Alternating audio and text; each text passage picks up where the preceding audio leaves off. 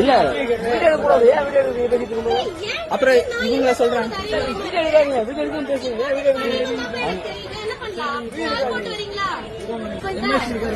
யாரையும் நீங்க கூட்டிட்டு வாப்பா.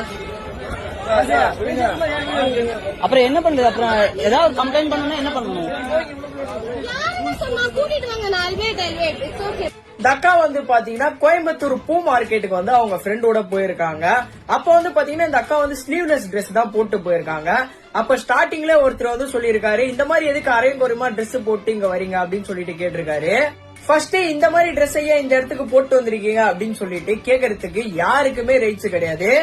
அங்கிள் நீங்க கூட தான் வெள்ளைய சொல்லியுமா சட்டை போட்டிருக்கீங்க, அந்த சட்டையில வந்து பாத்தீங்கன்னா உள்ள போட்டிருக்க பனியன் வரைக்கும் தெரியுது, அப்ப நீங்களும் ஷால் போட்டு வர வேண்டியது தானே. அந்த அக்காவும் அந்த அக்காவுடைய ஃப்ரெண்டும் அப்படியே வீடியோ எடுத்துட்டு பேசிட்டே இருந்திருக்காங்க. அப்போ கும்பலா பூமர் அங்கிள் எல்லாம் சூழ்ந்துடுறாங்க. சூழ்ந்துட்டு இந்த அக்காவுடைய ஃப்ரெண்ட் வந்து வீடியோ எடுத்துட்டு இருந்தாங்களா, அந்த கேமராவை வந்து புடுங்குறானுங்க. அதுக்கப்புறம் அந்த மார்க்கெட்ல இருந்து அவங்கள அமுச்சு விட்டுருக்காங்க.